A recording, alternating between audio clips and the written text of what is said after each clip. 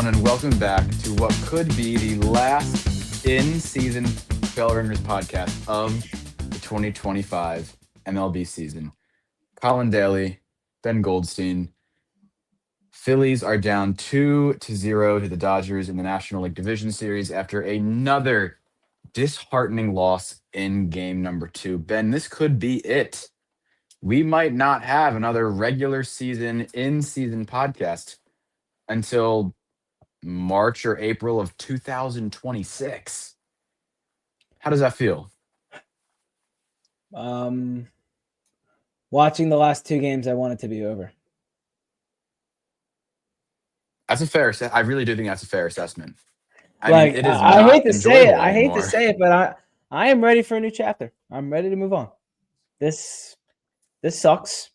I don't enjoy feeling this pain, and I'm ready to move on. I'm ready for this era of Phillies baseball to be over, but we will get there as we go through this podcast. And it's not over yet.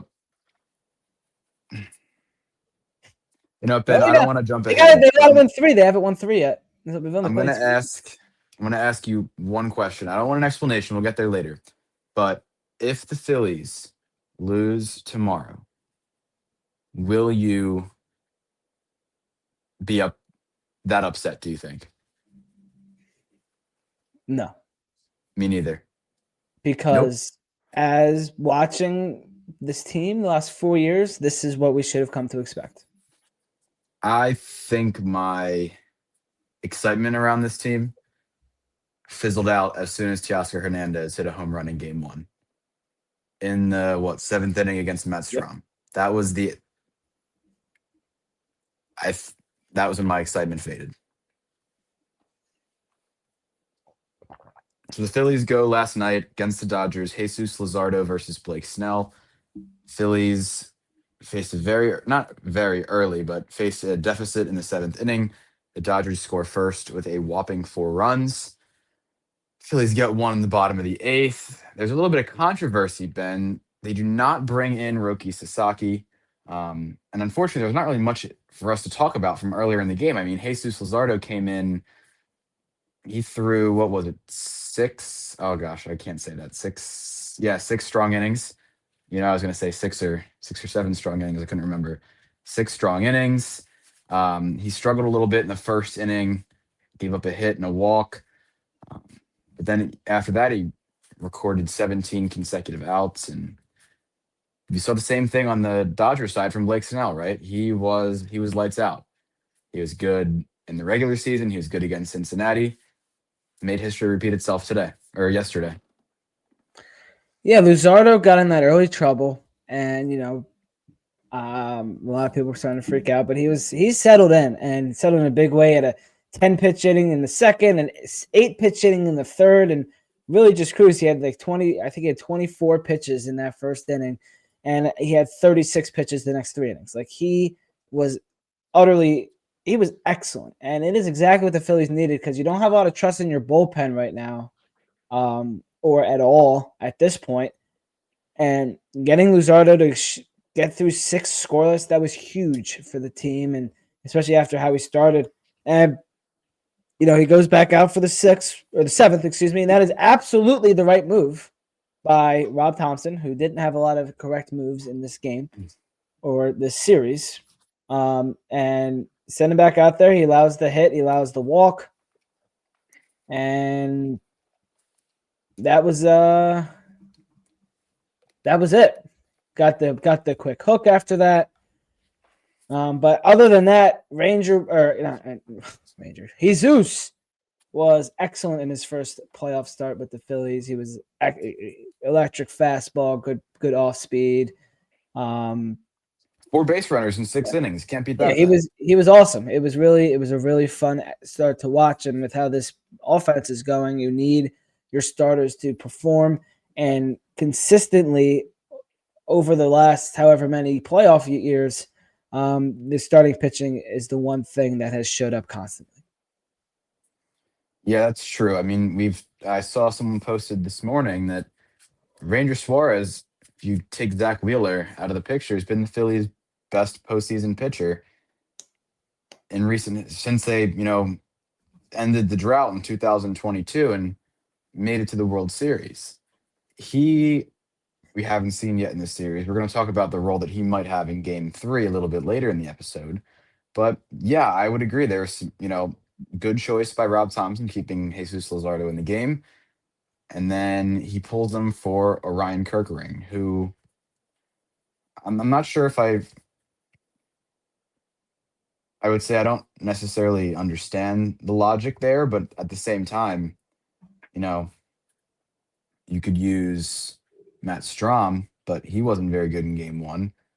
I mean, could you imagine if he'd gone back to Strom and someone hit a home run off of him again? I mean, he would have gotten lit up. I still am not 100% sure why Tanner Banks wasn't the choice here. I would assume it had to do with the matchups.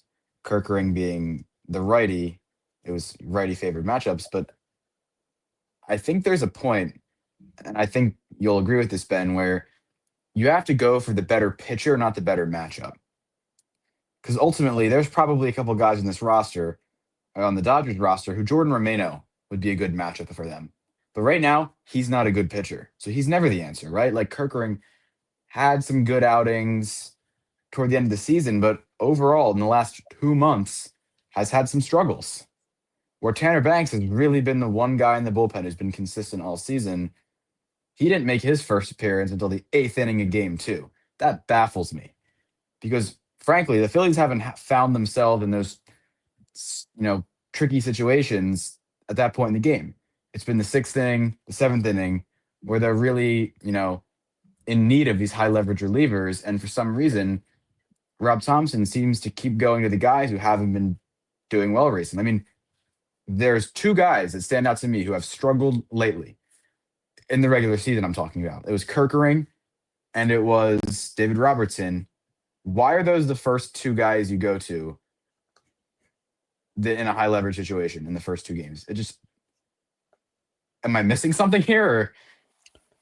It's just Rob Thomson trying to be cute, and he does this in the postseason, and it never works, and that's why in the playoffs you got to put out your best guys to win a ball game in the playoffs, and that's just not something that Rob Thomson does consistently enough, whether it's his lineup or out of the pen or in the starting rotation, which we'll get to, and it backfires. But another thing is, like, it wasn't even a good matchup because No. not at the plate, but with what was going on since August 1st. Orion Kerkering has inherited 11 runners, and he's allowed 6 of them to score. And you bring him in with 2 runners on and nobody out. It's just, that was the time to use Ranger Suarez. Yeah, you're 100% right. You have Ranger Suarez. You've had him in the bullpen for the last 2 games. And in both times in the 7th inning, you had the perfect opportunity to use him. You could, in game 1, you could have brought Ranger out to begin the 7th inning rather than sending David Robertson out there to try to get through the first 2 batters. Ranger can blow through the first 2, and then he'll go against Ohtani, and then maybe he'll even pitch the 8th inning leading into Duran in the 9th. In this situation, it's the 7th inning, 2 runners are on. You bring in Ranger Suarez, he'll hopefully shut down the 3, and then maybe he could once again give you the 8th and then lead to Duran in the 9th. It's set up like that, and that is why teams do this with their starters in the postseason. They put them out there for leverage, and in big situations, you bring them in, and they get out. And you watch what the Dodgers have done all series. It's exactly what they have done with Glasnow, with Sheehan, and Roki Sasaki in the 9th. It's working. The Phillies just aren't doing it, and they have Ranger Suarez to use. I don't understand why you wouldn't use him. Unless something's the matter, which is the point I'm at. As I look at Rangers' last 2 starts, he against Arizona and Miami, he combined 8 1/3 innings, 17 hits, 9 runs, 1 walk, and 6 strikeouts. And he left that last start early when he got hit on a comebacker in the groin area. Something's up. Something is wrong. Ranger Suarez in his career is a 1.43 ERA in the postseason in 37 2/3 innings. Those are elite numbers in the playoffs. And he might battle through some starts, but still, he is not allowing runs. utilize him unless something is wrong, and the Phillies are lying to us and to you in your face. The Phillies are lying because they told you, oh, we're going to use Ranger Suarez out of the bullpen. If not, he'll probably start game 3, or he's going to start game 3, essentially what they said. He's not starting game 3, and he's not been used. So Something's yeah, wrong with let's. Ranger, or it's something either Ranger Suarez punched Rob Thomson in the face, or he's hurt. I don't. I think I him and don't. I Tanner don't get it. Banks went at Thompson together. It must have been like a 2v1 special. Let's. I want to talk about Suarez. Let's take the potential injury for now out of the picture. This scenario you described, there is a situation where I would feel comfortable not using, or I would choose to not use Suarez in that scenario. However, you need to have some sort of game plan going into the series. You either need to say, we are not going to use Ranger Suarez in either of the first 2 games, and he is our definitive game 3 starter, or you need to say that Ranger Suarez is moving to the bullpen for this series because we need more high leverage arms. I don't know which one of those is the right answer, but what I do know is that one of those 2 things is the right answer. The whole wishy washy, he might go into the bullpen, he might come out of the bullpen, he might start game 3, he might go behind the starter for game 3. That's if we don't know, like, it stresses me out as a fan not knowing what the game plan is going into each of these games. Who is going to have which role on the team? Could you imagine having to be the players in this, playing in front of 40,000, 45,000 people? That has to be so overwhelming, not knowing, showing up every morning in the clubhouse and not knowing what your role is. Whether you're the one in question, whether you're Suarez, um, Nola, or another guy on the team, not knowing your role should not happen in the playoffs. Like, you need to have a defined job on the team. So, like I said, if they had come out and said Ranger Suarez is starting game 3, he's not available in the bullpen, that's fine. I am okay with that. But what I'm not okay with is this like very indecisive. We're going to put him out there and we're saying that we're going to use him, but then we're not going to use him. Because then, yeah, you're 100% right. Like, something is up. And if it's not, then why are you putting forth these implications? Because that's what I can't understand right now. We may never see Ranger Suarez pitch in a Phillies uniform again. Yeah. He's due for a contract this year, and with how things are going, with how things were going anyway, it didn't look like he was going to return. And he is your best bullpen arm, and but he's not going to be used, is what it's really looking like now. And who knows what's going to happen in game 3? Because if they didn't use him in games 1 or 2, it is so important in a game 5 best of 5 series to use your best arms and get those early wins. Going to Los Angeles down 2-0 is just a recipe for disaster. And that's where the Phillies are at right now because they didn't use their best guys. They did not put their best guys out there. Yeah. So, and it's again, not like just on that. It's also, I mean, we'll get to the offense, but yeah, to win games, you need to score runs and not allow runs. And by doing that, you put out your best guys. Phillies on one end put out their best guys that just didn't come through. On the other side, they didn't put out their best guys. Yeah, and like, again, back to the Ranger Suarez thing. I think that after game 1, like, there's a difference between changing your game plan and not having one at all. Like, if Rob Thomson come out and said, like, hey, we're going to change things up. We want to move Ranger to the bullpen because game 2 at home, in order to get the series back to 1-1, is a must-win game. That, to me, makes sense. Expend all your resources on Monday to make sure that you go to Los Angeles not one loss away from ending your season. That was the approach that we needed to have going into this game. That we will do everything we can to make sure that we don't go to Los Angeles down. And they didn't do that at all, in my opinion. It's very strange and the Phillies are never the ones that kind of do things like this. They're typically the ones that are very, very open and very honest with what is going on and telling us what the plan is and all those kinds of things. Not exactly in the off season, but during a season in this kind of situation. And we have no clue where Ranger Suarez is. No clue. We saw him in the bullpen in game 1. There was a picture of him. We have no idea, and it is very. concerning and disgruntling to be a fan of it. Yeah. All right, Ben, let's move into the offense. Before we even talk about what happened in last night's game, I want to start off point blank. When it was 3 o'clock, 2 o'clock, I guess, and the lineup got posted. What were your thoughts on that? Did I you agree with wasn't the shocked. rationale of putting I in? mean, I wasn't shocked. The Phillies have done their left-handed lineup all year, and it's worked. So I really wasn't surprised by it. I loved the Otto Kemp in left field. I thought that was awesome. But it's better than Weston Wilson out there. Both are pretty, Yeah, it's true. stalemate. And when you got Bader who is not starting, and Sosa at second against Stott, and Stott really became a big factor in this game.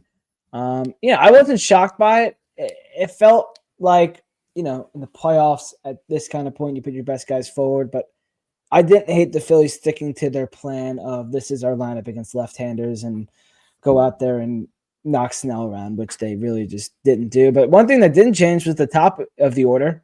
So, those are Yeah, guys that it's really need to true. get for you. You got Schwarber, who's one of the best left-handed hitting batters in baseball. Harper hits well against lefties historically, and Trey Turner, Alec Boehm, JT Realmuto. So your top of the order stayed the same. Right. Nobody else, that Yeah, that and guys need to come through for you in the big spots, and once again they didn't. I think we talked about in the previous podcast how important that what was it the 8-9-1-2-3 part is in their lineup, like getting runners on base for the top of the lineup to come up and produce. Well, those five guys last night, at least the starters in there, were 1 for 14. So that's not going to fly. Now, there's a little leeway there, right? Because usually Otto Kemp isn't your nine hitter. Usually it's Bryson Stott. So the Marsh Kemp Turner, opposed to it being Marsh Stott Turner, is a little bit of a change, but still, I don't think that's excusable. They went with their lefty lineup, their best matchup. Well, their righty lineup for a lefty. Um, 1 for 14 is never going to get the job done. I'll do you one better. Simply put. I'll do you one better. They're 1-7 hitting. They're 1-7 hitters last night through the first 7 innings were 1 for 18 with 7 strikeouts. Oof, oof.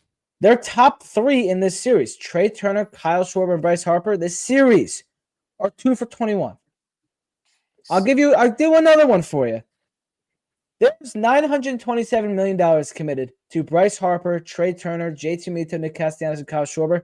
Those guys, this series, 6 for 35. That's a 171 average. 15 strikeouts, 4 walks. God. Schwarber's 0 for his last 21. Harper came up in a couple big spots again last night. The biggest one was late in the game in the 7th. Phillies just scored. Turner on first. Big spot.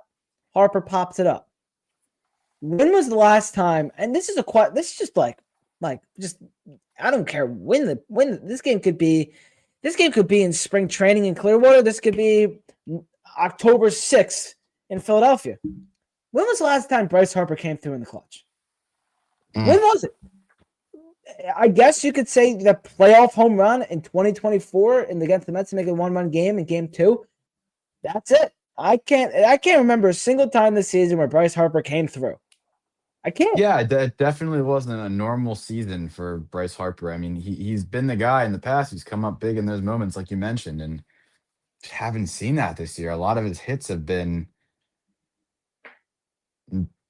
anything but timely this year. But why does he not receive any backlash about it? Is it because he's Bryce Harper and he loves I Philadelphia guess. and he wears fanatic clothing? Like, who cares? You can do all this gimmicky crap, but if you're not going to perform on the field, who cares? That's why you're here. That's why you're getting paid $230 million.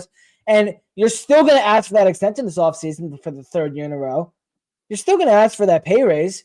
All right, well, you have one hit this playoffs.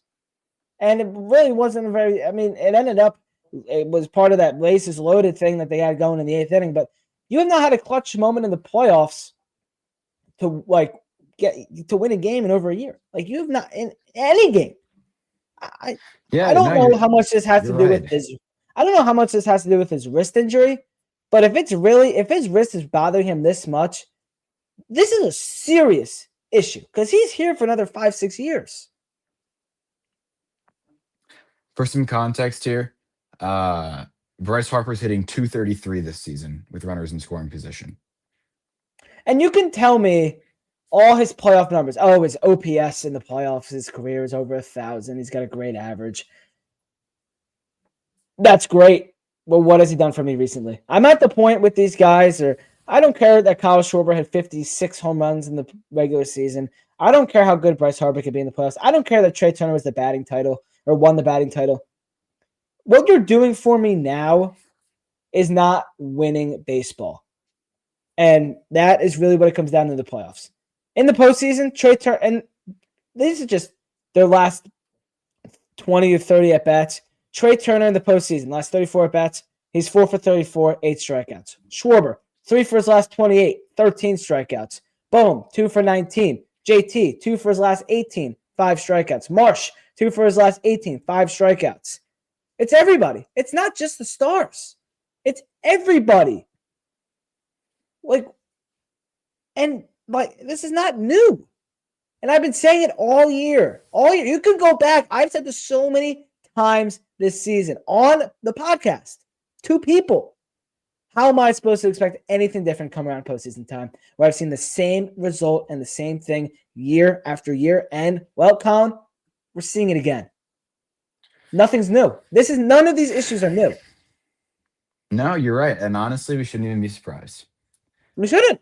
I sat there just totally unfazed last night.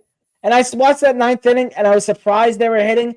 And it was so picturesque of just the false hope that they gave you in that 9th inning. Like, oh, you think we're going to come back? No. Trey Turner's going to come up and ground out to second base. And the thing is, it wasn't even like a dinky ground ball either. Like, you had to wait for the camera to switch to see where that was if it was gonna go up the middle or if it was gonna get knocked down by Mookie or Tommy Edman, and then he Also, spiked into the ground. I mean, it was you couldn't have drawn up that 9th inning more perfectly than it was drawn up yesterday. I think it would have been better if Castellanos swung and missed at that slider rather than poking it out to left field. Yeah, that's a good one, but I don't know. I think the last out in particular, everything was perfect. Yeah. Maybe it should have been Trey Turner, but I don't know. Trey's been pretty bad in the playoffs. But he's also the guy who was best during the regular season, so that kind of who cares? Kind of checks out, yeah. Who cares what he does in the regular season? Who cares? Right. This is interesting, Ben. I was just looking when you were talking about Bryce Harper not coming up in the clutch. I was looking at all of his splits. Did you know he had 8 play appearances and extra innings this year? Didn't record a single hit. Did not record a single extra inning hit all year. I'm shocked by that. I'm curious how many he had like in previous years, because it seems like something that the top 3 in the lineup have not gotten extra. The top 4 in the lineup have not gotten an extra base hit yet this playoffs. He was a 333 hitter in extra innings last year. This year is big fat 0. I don't know what it is. I think it's the wrist, which is a permanent mark on his career, on the rest of his career. It's like put up or shut up at this point with these guys. I don't care how much you're getting paid. I don't care what you've done for me. Prove it out. Prove that you can be good now, or shut up. I've heard from so many times these 3. Oh, we got to be better. Oh, we got to turn it around. Oh, we'll be better. No, you're not. I know it's just PR, but yeah, I'd rather hear like, yeah, our track record in playoffs isn't good. Like, just be honest. Stop telling me this BS. I want to know what you think about this bunt. About what? This bunt. Yeah, the bunt. So I'm a bunt guy. I've always liked bunts, but I don't know if the place for bunts is when you have a force out at third base. In my eyes, kind of defeats the purpose of a bunt. Well, it was not a force out. There was no one on first. It was first and second, right? No, it was just second. Was running on second. That was after Castellanos. Oh, okay. Still though, getting the out at third, force out, tag out, doesn't matter, is so much hard or so much easier than getting the out at second base on a bunt. It's a longer throw for everybody to go to second than it is to third.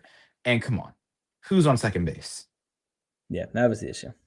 That was the issue. If it were Stott, if it were really anyone, Otto Kemp, even a guy like JT Realmuto, Bryce Harper would have been fine. So many guys on this in this Anyone else lineup on the team? really would have been more competitive. I mean, and again, they didn't really show this angle, or at least I haven't seen the angle. He couldn't. He must have gotten the worst jump of all time. Because the bunt, was it great? No. Was it serviceable? When it first went down, I thought so. When I looked up and Castellanos was halfway to second base, or sorry, halfway between second base and third base, I thought like maybe it hit off Stott's foot and he stopped running because it's a foul ball. I mean, I was in shock. That's really what it came down to. I was in shock. Well, the Dodgers executed a perfect wheel play, which if you don't know what a wheel play is, Yeah, it's true. we've gotten really good explanations about it this last day. It's when the corners come in, the two middle infielders go to cover the bags, and the outfielders come in. So your center fielder is essentially now the second baseman, and your corner outfielders are covering the bags or covering the backups. I think is the backup for first and Right. third. I Yeah. think is kind of a good explanation. So Muncy comes in on this bunt. And Mookie Betts, if you see his angle, he is coasting by Castellanos. And Rob Thomson said that they hit it very well. First of all, Stott tried to lay down a bunt on the first pitch. And you could see the Dodgers executing that wheel play on that first pitch. So you knew it was coming. And he missed the bunt. It was he pulled it back, whatever. You lay it down again, knowing that a wheel play is coming. The only person I don't think knew that the wheel was coming was Rob Thomson and Nick Castellanos. Because Nick Castellanos is standing there like a humpback. Oh, I'm gonna go run here and be slow and get second. By the time the bunt is placed, Mookie Betts is halfway to third, and Castellanos is still fairly close to second. So he was already cooked when the bunt was put down. And the Phillies, I guess, they have their hands tied with Castellanos at second because you can't pitch run for him because you have to pitch run for Harrison Bader, who was the very next batter, because he can't run. He is that tight groin, literally cannot run. He was hobbling to first base after his hit. So at the time, without reviewing it and thinking about it, I liked the bunt. I just didn't like Castellanos. I thought it was a nice play by the Dodgers. I look back on it. Yes, nice play by the Dodgers. Slow by Castellanos. But that is just, you can't bunt that. You can't. Because Yeah, if I'm with you. the Phillies there, no outs. Rob Thomson said they did that to play for the tie. To play for the tie. All right, you can tie the game with a base hit to right field. But the Phillies don't trust Bryson Stott against the lefty. Alex Vesia was in the game at this point. They don't trust him. How am I supposed to trust this team when they don't trust their own players? Thompson took the bat out of Stott's hand at this point and said, I don't have faith in you getting a hit off of a left-hander. Bunt. And hopefully something works. It didn't work. Obviously. Yeah, I mean, I don't know if it comes down to not having faith. I mean, I think it was a strategic move is the way I looked at it. I mean, that's hopefully what all bunts. But if you're going for the tie, you can get it. You can tie the game by putting a ball into the outfield. Okay, sure, but is it more likely that you're going to get a sacrifice bunt or a base hit? With how the Phillies bunt, it's much more likely you're going to get base hit. And then you think about it, Bader's up next. A base hit can move Stott up. And then you're kind of back to your bottom of the order, going to the top of the order. There's no runs on the board. There's no outs. Like, how do you not? Bryson Stott has gotten so many big hits for this team in the playoffs. I don't care if it's a righty or lefty. He seems to very often come through for these guys. See, I don't know. I mean, I just looked it up. So they say about 30% of sacrifice bunts end in the batter advancing a base. The runner advancing a base. So I mean, yeah, it is pretty comparable, right? Because Stott's about a 260 hitter he was this year, I think. Was he 261 in the regular season? That rings a Something bell like for some reason. that. Something. Um, so yeah, I mean But it's a toss up for sure, but even if Stott doesn't come through there, you got guys behind him that can get hits. But Harrison Bader literally got a base hit on the very next at bat. I mean, yeah, that's true. You're right. Um, Even if Stott rounds it over to second, that can move the runner over. Maybe. doesn't matter though, because Castellanos would be a fool to run on anything in the infield. He stays put, and Bader's hit he would have scored on, as long as he was, I don't know, paying attention. Just also a question mark, but It's a cowardly. I think this is a cowardly move. It's the playoffs, and I like bunting. Don't get me wrong. I like when the Phillies. I always think their issue is they don't play enough small ball, and the time they do it, they don't look small playing this ball. They look tiny. They look scared. It was a scared game of baseball that they played in the late innings, and that is a reflection of Rob Thomson. And the way he answered those questions last night about it, he was talking his way out of a job. Left yeah, it on left, was a we're red trying to tie flag. the score. I liked where our bullpen was at. I This don't is know the what he was playoffs. watching. It's the playoffs. This is in April. Crazy. I don't know. But all what I know is it's going to be that moment. It's going to be a sports moment that just burns in your brain forever. And you're just going to see it. Yeah, For you're the right. Phillies, Black Friday in 77, Joe Carter's walk-off in 93, Ryan Howard's Achilles tear in 11, Yordan Alvarez in 22, his bomb, Jake Cave popping it up in 23 in Game 7, Francisco Lindor's grand slam last year, and now Stott's Oh, I bunt. mean, the list goes on. It certainly does. And Stott's All bunt, right. like that's going to be a moment where this era, you're going to look back at that, and this is the time where this era of Phillies came to an end. Oh, I think it was long before that, but I Well, that's we going to could be like, that's like we the could moment. talk about that all day. Yeah. That's the All moment. right. Well, Ben, we're going to talk a little bit about Game 3, but before we go there, we were talking about Nick Castellanos earlier. We have a quote from Nick Castellanos post game that I think is very telling of this entire Phillies postseason run. Um, Here, I'll let you read this one. oh gosh, I don't know if I'm going to be able to. There Oh you yeah, go. no, I can't. Oh god, I'll zoom in for you. there we go. It's super stimulating and euphoric if everything is going for us, but then it's a very uphill climb when you can feel that everything is amplified negatively. Like if you do something bad, you're going to get a negative response. So it makes it harder to play freely. If everything is going good, well, and we're rolling, it's not nice to play here. But if you're an opposing team because the environment, Jesus, what is it? If you're an opposing team because the environment is amazing. But if we roll into adversity and the tide shifts, we are playing more tight because we don't want to be reprimanded for something bad, and playing becomes more difficult. This is Nick Castellanos on some of the boos that could be heard at Citizens Bank Park during the later innings of game number 2. Ben, do you agree with the fans' approach? Yes. I mean, this quote baffles me. It really does. Like they were talking about this on New York radio about how crazy of a quote this is by Nick Castellanos. When you have the same result over and over and over again, do fans not have the right to be frustrated? Colin, please answer that. Do I fans personally am not? not much of a booer. Okay, but are you frustrated? Yeah, for sure. Yeah, I mean, I think that's Okay, been pretty Philadelphia obvious. fans' way of getting their frustration out is booing, and a lot of sports fans is.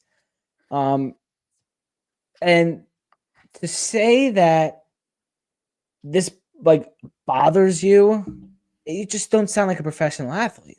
That I agree with. Like I said, like I This don't is think the this booing is is like right. this is what it sounds like for a player that cannot play in a big market like New York or Philadelphia or Boston. Because if you're letting the fans get under your skin like this, you need to grow up. and you are not fit to play in a city like Philadelphia. And like you look at Castellanos, it's like this guy's built for Philadelphia. Like it seems like he's a guy that doesn't really care what people say, and just goes out there and plays ball. Obviously he's bothered, and if you obviously you can feel the negativity, but your guys are doing that to yourself. You're the ones that are chasing out the bad pitches. You're the ones not being able to get on base and work good at bats. You're the ones not supporting your starting pitching. We're the ones paying your salary. We're there. Yeah, no, We are there to see you. We spend a ton of money to go to these playoff games. A ton. And your response is that we're bothering you and you can't play in this environment because we are too negative. yeah. I I mean, it's think it certainly an is. ignorant I mean, comment. we've said about Nick Castellanos recently on this podcast about him and childish things that he said. This is the icing on the cake, and hopefully this is the last of Castellanos we will see in Philadelphia because obviously he can't handle it. Yeah, I agree. I think that the Castellanos, sure, like you can be upset by the booze. I don't think there's an issue with that. I mean, I think it would affect most people, but outwardly expressing, your dislike for, the fans expressing themselves isn't gonna like it's not gonna make the situation any better. The way that you can make the situation better is by going to the batting cages and figuring out how to hit a low and away slider. Not to sound brash, but that's how you can He alleviate the did. He hit it. situation. He hit it. Well, Got that is, brought yeah, that's runs. That true. was a miracle. It is. Um, but no, I mean, again, like I don't agree with the booing. That's not my approach, but I think that complaining about it isn't the right thing to do either by any means. Because that is, that is the sports environment that the players play in, and it's their way of holding players accountable. So I guess you can say some of what my viewpoint is. I guess I don't agree with the booze, but I agree with the accountability.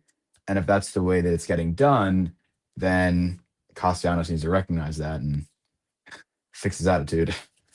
If I was there on Monday night, I'm booing the crap out of everybody because when you pay hundreds of dollars to spend your Monday night at a stadium watching a playoff game, the most important game of maybe this core. This is what keeps this core an era together or not. This game last night, they didn't. They lost.